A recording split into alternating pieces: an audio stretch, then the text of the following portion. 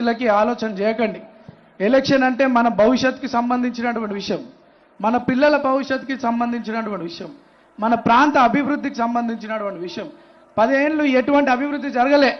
మరి 3 నెలలుగా ఇక్కడ మంత్రులు పొన్నమన్న, తుమ్మల నాగేశ్వరరావు గారు, వివేక్ అన్న, పెద్దలు ముఖ్యమంత్రి గారి ఆదేశాలతో మన గల్లీకి తిరిగి ఈ ప్రాంత సమస్యలు తెలుసుకొని కోట్లాది రూపాయలతో డెవలప్మెంట్ కార్యక్రమాలు చేసినారు. అదే రకంగా సంక్షేమ పథకాలు కూడా చాలా మందికి అందినాయి. వైట్ రేషన్ కార్డ్స్, సన్న బియ్యం. నేను ఏ గల్లీకి పోయి అడిగినా కానీ తెల్ల రేషన్ కార్డు వచ్చిందని చాలా సంతోషంగా ఉన్నారు. సన్న బియ్యం తింటున్నామని చాలా సంతోషంగా ఉన్నారు. ఈరోజు కాంగ్రెస్ పార్టీ పట్ల, రేవంత్ అన్న నాయకత్వం పట్ల మన ప్రాంత ప్రజలకు బలమైన భరోసా వచ్చింది. మన ప్రాంతం యువ నాయకుడు సోదరుడు నవీన్ యాదవ్ గారిని మాట్లాడవలసిందిగా కోరుతున్నాం. థ్యాంక్ యూ అన్న.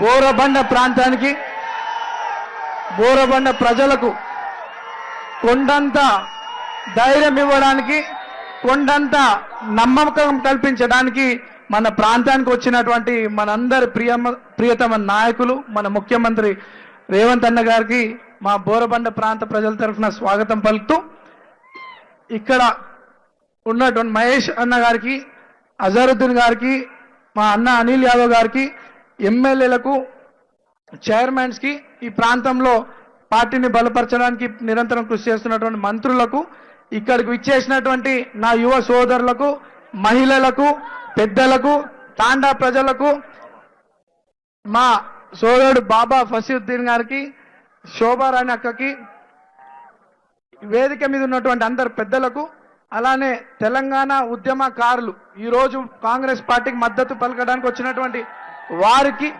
అందరికీ కూడా నమస్కారాలు తెలియజేస్తూ,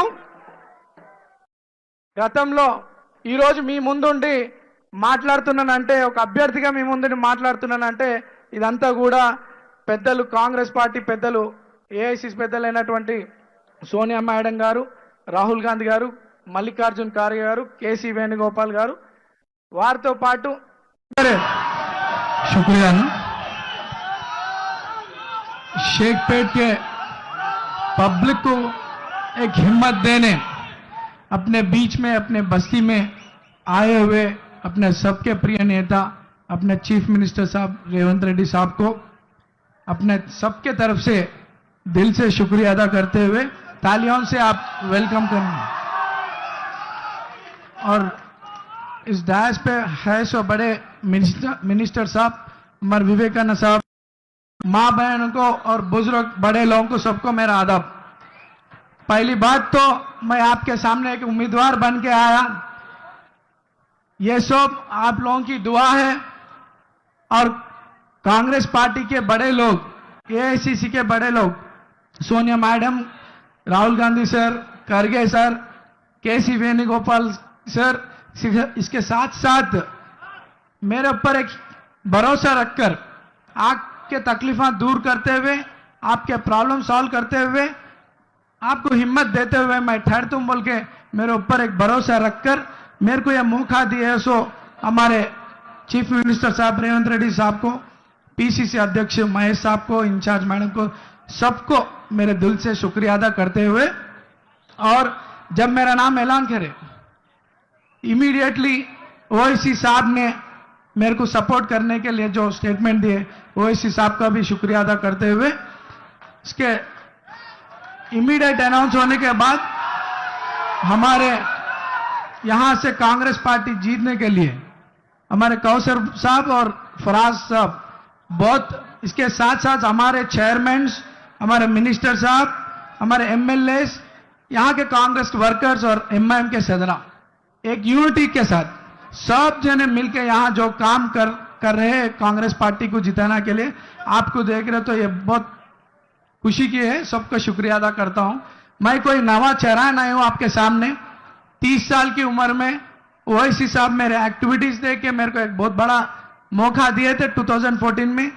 आप और हम सब मिलकर इस కాన్స్టిట్యుయెన్సీ మే ప్రాణ సమానులైన అచ్చా వేలాది మంది ఎర్రగడ్డ ప్రాంతానికి సంబంధించిన కాంగ్రెస్ అభిమానులందరూ ఇక్కడికి వచ్చి మనస్ఫూర్తిగా నవీన్ యాదవ్ ను ఆశీర్వదించి రాబోయే ఎన్నికల్లో 30,000 మెజార్టీతోని ఎమ్మెల్యేగా గెలిపించడానికి విచ్చేసిన మీ అందరికీ మనస్ఫూర్తిగా ధన్యవాదాలు. మిత్రులారా, ఇవాళ బీఆర్ఎస్ నాయకులు అంటున్నారు మా సిట్టింగ్ ఎమ్మెల్యే గారు చనిపోయినరు, సానుభూతితోని సెంటిమెంట్తోని వారి సతీమణిని గెలిపించండి అని. ఈ ఉప ఎన్నికలు ఎందుకు వచ్చినాయి? గతంలో ఈ సాంప్రదాయం ఉండేనా? ఆనాడు ఉమ్మడి రాష్ట్రంలో తెలంగాణ హక్కుల కోసం, హైదరాబాదు నగర ప్రజల కోసం తండాలలో, గూడాలలో, మారుమూల పల్లెల్లోనే కాదు పక్క రాష్ట్రాల నుంచి కూడా ఉద్యోగం కోసం, ఉపాధి కోసం బ్రతకడానికి హైదరాబాదు నగరానికి వలస వచ్చే ప్రతి పేదవాడికి అండగా నిలబడి ఈ ప్రాంతంలో అవకాశాలు కల్పించిన మీ అభిమాన నాయకుడు, పేదోళ్ల గుండె ధైర్యం పి జనార్దన్ రెడ్డి గారు ఆనాడు చనిపోతే, ఆనాడు తెలుగుదేశం పార్టీ నారా చంద్రబాబు నాయుడు గారు పీజేఆర్ మీద ఉండే గౌరవంతో ఏకగ్రీవం చెయ్యాలి, వారి కుటుంబం నుంచి ఎమ్మెల్యేను చెయ్యాలి అని ఆనాడు ఎంఐఎం, బీజేపీ, టీడీపీ అన్ని రాజకీయ పార్టీలు పీజేఆర్ కుటుంబాన్ని ఏకగ్రీవం చేయడానికి నిర్ణయం తీసుకున్నాయి. ఆనాడు గతంలో ఈ సాంప్రదాయం కొనసాగింది. మర్రి చెన్నారెడ్డి, ఎన్టీ రామారావు గారు ముఖ్యమంత్రిగా ఉన్నప్పుడు కూడా ఎవరైనా సిట్టింగ్ శాసనసభ్యుడు మరణిస్తే వారి కుటుంబ సభ్యులనే ఏకగ్రీవ ఎమ్మెల్యేలు చేసే సాంప్రదాయం ఉండే. ఆ సాంప్రదాయాన్ని చంద్రబాబు నాయుడు గారు కొనసాగించి ఆనాడు పీజేఆర్ చనిపోతే వాళ్ళ కుటుంబాన్ని ఏకగ్రీవం చెయ్యాలి అని చెప్పిండు. కానీ చంద్రశేఖర్ రావు, బీఆర్ఎస్ పార్టీ పీజేఆర్ కుటుంబానికి ఏకగ్రీవం ఇవ్వము, మేము అభ్యర్థిని ఎన్నికల బరిలో పెడతామని ఒక మంచి సాంప్రదాయాన్ని తుంగలో తొక్కి దుర్మార్గమైన ఆలోచనతోటి ఆనాడు పీజేఆర్ కుటుంబం మీద ఎన్నికల్లో అభ్యర్థిని పెడితే పీజేఆర్ కుటుంబం మొత్తం వెళ్ళి కేసీఆర్ ను కలవడానికి వాళ్ళ ఇంటికి వెళ్ళారు. గేటు బయట పీజేఆర్ కుటుంబాన్ని 3 గంటలు ఎర్రటెండకు నిలబెట్టి అవమానించి ఆ కుటుంబాన్ని వెనక్కి పంపించిండు. ఆ ఎన్నికల్లో, ఉప ఎన్నికల్లో అభ్యర్థిని నిలబెట్టిండు. ఈ రోజు ఇక్కడ పీజేఆర్ బిడ్డ విజయారెడ్డి గారి వేదిక మీదనే ఉన్నారు. విజయమ్మని అడుగుండ్రి ఆ రోజు కేసీఆర్ ఏ విధంగా ఆ కుటుంబాన్ని అవమానించిండు. ఆనాడు తెలంగాణకి, ఉమ్మడి రాష్ట్రానికి సేవలు అందించిన పి జనార్దన్ రెడ్డి గారి మీద నేను ఎన్నికల్లో పోటీ పెట్టి ఎవరైనా శాసనసభ్యులు మరణిస్తే ఏకగ్రీవ సాంప్రదాయాన్ని దెబ్బతీసి ఎన్నికల బరిలోకి దించింది నువ్వు కాదా చంద్రశేఖర్ రావు? ఈ దుర్మార్గానికి, ఈ దుర్మార్గమైన సాంప్రదాయానికి పునాది వేసింది కేసీఆర్, బీఆర్ఎస్ పార్టీ కాదా? ఇవాళ సానుభూతి పేరు మీద ఈరోజు ఎన్నికల్లో గెలవాలని చూస్తున్నారు. ఎర్రగడ్డలో బీఆర్ఎస్ గెలిస్తే, జూబ్లీహిల్స్ శాసనసభలో బీఆర్ఎస్ గెలిస్తే ఈ సమస్యలన్నీ పరిష్కారం అయిపోతాయంట. ఎర్రగడ్డలో సీసీ రోడ్లు వస్తాయంట, ఎర్రగడ్డకు తాగనికే నీళ్లు వస్తాయంట, మీ ఇండ్ల మీద నుంచి పోతున్న కరెంటు తీగలు పక్కకు పోతాయంట.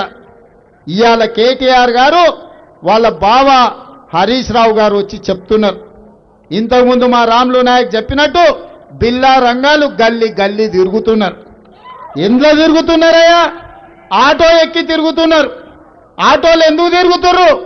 మొన్న జరిగిన ఎన్నికల్లో వాళ్ళ అంబాసిడర్ కారును టైర్లు పంచర్లు చేసి, టైర్లు ఊడబీకి, ఇంజన్ తుక్కు సామాన్ కమ్ముతే ఈరోజు షెడ్డులోకి పోయిన అంబాసిడర్ లేక ఇవాళ ఆటోలలో తిరుగుతున్నారు బిల్లా రంగాలు. నేను అడగదలుచుకున్నా, 10 ఏళ్ళు ముఖ్యమంత్రిగా ఉన్నది మీ నాయననే కదా, 10 ఏళ్ళు మున్సిపల్ మంత్రిగా ఉన్నది నువ్వే కదా, 3 సార్లు జూబ్లీహిల్స్ నుంచి ఎమ్మెల్యేగా నెగ్గింది మీ పార్టీ కదా. మరి 10 ఏళ్ళు ఈ సమస్యలు పరిష్కరించలేదంటే